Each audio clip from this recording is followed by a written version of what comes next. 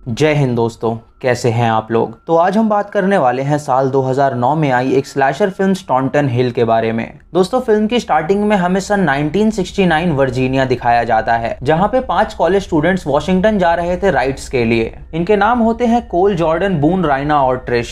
ये पांचों किसी से लिफ्ट लेके एक गराज में पहुंचते हैं रेंटल कार लेने के लिए। कोल और बूनी उस गराज के मालिक के पास जाके पूछते हैं कि क्या उसके पास कोई रेंटल कार है, तो वो बूनी का रंग देख के उस पर गलत कॉमेंट पास करता है। ये देख के कोल उसे कहता है कि हम सभी इंसान हैं, तो उसे ऐसा भेदभाव नहीं करना चाहिए। वो आदमी काफी ढीठ होता है जो बूनी को घूरे जा रहा था, इसीलिए बूनी वहां से चला जाता है और कोल उससे डील करता है। उस गराज का मालिक उनसे कहता है कि उसके पास सिर्फ एक ही गाड़ी है, लेकिन अभी कुछ देर पहले एक और आदमी आया था जिसने वो कार ले ली है। तभी वो आदमी फिर वहां आता है जिसका नाम क्विंटन था। जब वो कोल और उसके दोस्तों को देखता है तो वो उनसे कहता है कि वो गाड़ी शेयर कर सकते हैं। ये सुन के कोल काफी खुश हो जाता है, लेकिन वो उसे तकलीफ नहीं देना चाहता था, इसीलिए वो उससे कहता है कि वो अकेले चले जाएंगे। क्विंटन उससे कहता है कि वो उसकी मदद करना चाहता है, तो कोल राजी हो जाता है। वो अपने सभी दोस्तों को उस गाड़ी में बैठा देता है और वो सभी वॉशिंगटन जाने के लिए निकल जाते हैं। दोस्तों, कोल और जॉर्डन और बूनी और रायना कपल्स थे और ये सभी एक दूसरे के साथ ट्रैवल करके काफी खुश थे। क्विंटन ट्रिश से पूछता है कि वो लोग कहाँ जा रहे हैं, तो ट्रिश उसे बताती है कि वो लोग वॉशिंगटन जा रहे हैं ताकि वो राइड्स में पार्ट ले सकें। तभी उनकी गाड़ी के इंजन से बहुत ज्यादा धुआं निकलने लगता है और गाड़ी अपने आप रुक जाती है। ये देख के वो सभी उस गाड़ी को ठीक करने की कोशिश करते हैं, लेकिन वो गाड़ी ठीक नहीं होती।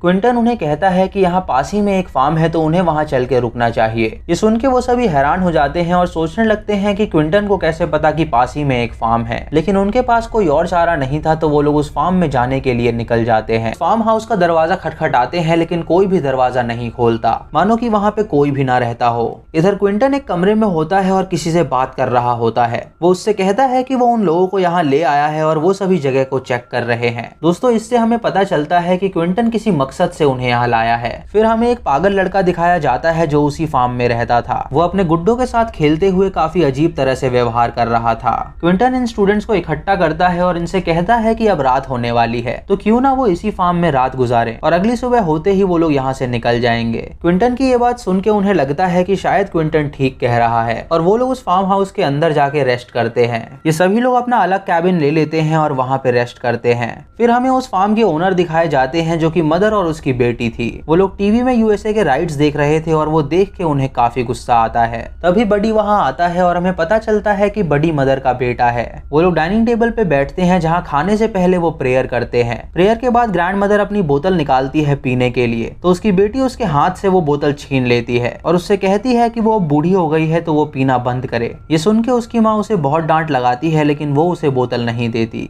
इधर क्विंटन और ट्रिश अलग होते हैं और ट्रिश को काफी ठंड लग रही थी। ये देख के क्विंटन उसे वीड ऑफर करता है और उससे कहता है कि ये उसे वार्म रखेगी। ट्रिश वो वीड पी के हाई हो जाती है और उसके साथ इंटीमेट होने की कोशिश करती है, लेकिन क्विंटन उसे रोक देता है और वहां से चला जाता है। क्विंटन जब बाहर देखता है तो उसे एक ट्रक दिखाई देता है। वो तुरंत कोल और जॉर्डन के पास जाके उनसे कहता है कि बाहर एक ट्रक खड़ा है, तो क्यों ना कल सुबह वो उसे ठीक करे और उसे लेके यहाँ से निकल जाएं। वो ट्रक देखने के लिए कोल और जॉर्डन उसके साथ बाहर जाते हैं, जहाँ कोड फार्म में लगी तार को क्रॉस करके उस ट्रक के पास चला जाता है। जॉर्डन जब उस पार जाना चाहती है तो वो गलती से तार को छू देती है, जिससे उसे बहुत तेज करंट लग जाता है। क्विंटन ये देख के उसके हाथ पे पट्टी बांध देता है और उसे संभालता है। वो उनसे कहता है कि क्यों ना कल सुबह वो इस ट्रक को ठीक करे, क्योंकि रात को यहाँ पे कुछ सेफ नहीं है। अगली सुबह जब ये लोग उठते हैं तो इन्हें बाहर से कुछ आवाज आती है। जब ये बाहर जाते हैं तो देखते हैं कि वहाँ एक आदमी है जो कोई और नहीं बल्कि बडी था। जब कोल बडी से बात करने जाता है तो बडी उसे देख के एक मुक्का मारता है, जिससे कोल की नाक टूट जाती है।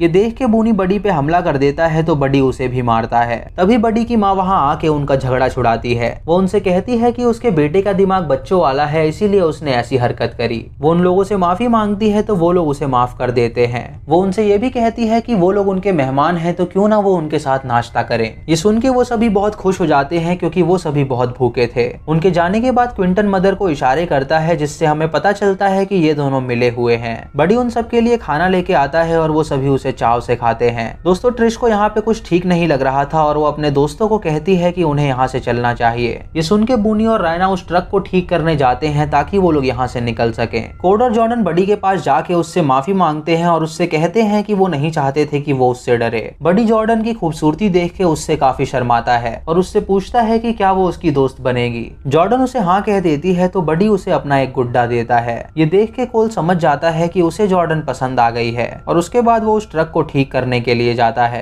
जॉर्डन रायना को बताती है कि उस क्रीपी इंसान ने उसे अपना दोस्त बनाया है। ये सुन के रायना उस पर हंसने लगती है और उससे कहती है कि उसे एक नया दोस्त मिल गया। दोस्तों फिर हमें एक लड़की दिखाई जाती है जिसका हॉस्पिटल में ऑपरेशन चल रहा था और उसकी एक टांग कटी हुई थी। इधर ट्रिश उनके घर जाती है जहाँ मदर उसे रिसीव करती है। ट्रिश उसे कहती है कि उसे प्रेशर आया है तो क्या वो उसका वॉशरूम यूज कर सकती है। ये सुन के मदर उससे कहती है कि उनका वॉशरूम बहुत गंदा है और वो नहीं चाहती कि कोई मेहमान उनका गंदा वॉशरूम देखे। वो उससे कहती है कि फार्म के पीछे की तरफ एक वॉशरूम है जो कि बहुत ज्यादा क्लीन है, तो क्यों ना वो वहाँ पे चली जाए फ्रेश होने के लिए। ये सुन के ट्रिश उसका शुक्रिया अदा करती है और वहाँ जाने के लिए निकल जाती है। ट्रिश जब वहाँ पे पहुँचती है तो देखती है कि वहाँ पे बडी है जो एक मैनिक्विन को देख के मैस्टरबेट कर रहा है। तभी बडी उसे देख लेता है तो ट्रिश वहाँ से भाग जाती है। वो एक पुराने फार्म हाउस में पहुँच के एक वॉशरूम की तलाश करती है लेकिन उसे वॉशरूम कहीं नहीं मिलता। तभी वो एक कमरे में पहुँच जाती है जहाँ कई सारे औजार मौजूद थे। उसे वहाँ पे एक किताब भी मिलती है जिसमें इंसानों के बॉडी पार्ट्स के ऑर्डर्स लिखे थे। ये देख के वो समझ जाती है कि ये एक स्लॉटर हाउस है और यहाँ पे इंसान की बॉडीज की तस्करी होती है। जब वो वहाँ से बाहर निकलना चाहती है तो बडी उसके सामने आके खड़ा हो जाता है। ट्रिश उससे कहती है कि वो उसे जाने दे लेकिन वो एक हथौड़े से उसके सर पे मारता है जिससे वो बेहोश हो जाती है।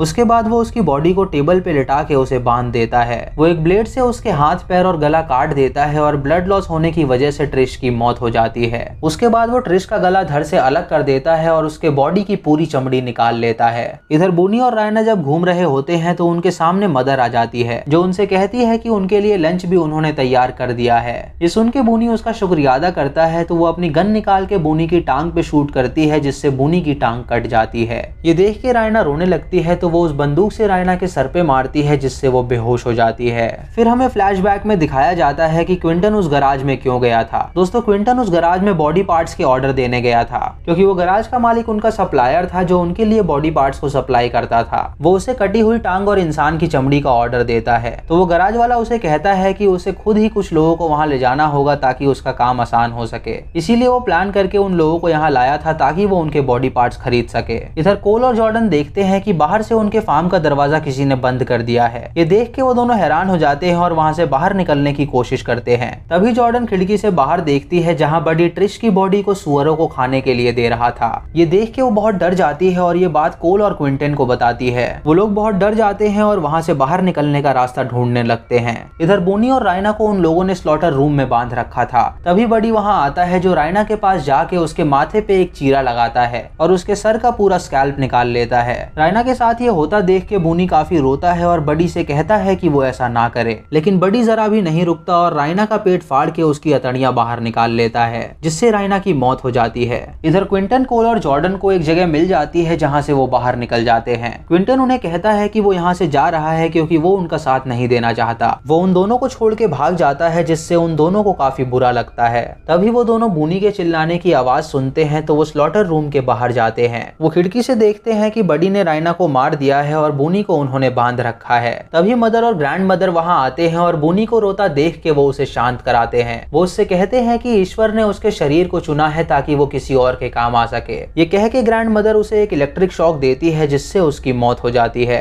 तभी बडी कोल और जॉर्डन को देख लेता है तो वो अपनी माँ से कहता है कि वो दोनों बाहर निकल गए हैं। ये सुन के उसकी माँ उसे उन्हें पकड़ने के लिए कहती है तो बडी उन्हें पकड़ने के लिए जाता है। जॉर्डन वहाँ से भाग निकलती है लेकिन कोल को बडी पकड़ लेता है। तभी मदर कोल को भी एक इलेक्ट्रिक शॉक देती है जिससे उसकी भी मौत हो जाती है। मदर बडी को भेजती है जॉर्डन को पकड़ने के लिए तो बडी अपना ट्रक लेके उसके पीछे जाता है। भागते हुए जॉर्डन एक ट्रैप में फंस जाती है जिससे एक लकड़ी उसके शरीर के आर पार हो जाती है। तभी वो घासों में जाके छुप जाती है और वो सभी उसे ढूंढ रहे होते हैं। ग्रैंड मदर उसे देख लेती है और वो उसे इलेक्ट्रिक शॉक देने ही वाली होती है कि तभी जॉर्डन उसकी छड़ी पकड़ लेती है। तभी जॉर्डन को वहाँ एक चाकू मिलता है जिससे वो ग्रैंड मदर को स्टैब करके उसे मार डालती है। बडी जब अपनी ग्रैंड मदर की लाश देखता है तो उसे बहुत गुस्सा आता है। वो जॉर्डन को पकड़ लेता है और उसे स्लॉटर रूम में ले आता है। जब वो जॉर्डन के शरीर को काटने वाला होता है तो उसे उसकी जेब में उसका गुड्डा मिलता है जो उसने उसे एक दोस्ती की की निशानी के तौर पे दिया था। ये देख के वो जॉर्डन को मार नहीं पाता क्योंकि वो उसकी दोस्त थी। उसकी मदद करने के लिए वो उसे उठा के फार्म से दूर ले जाता है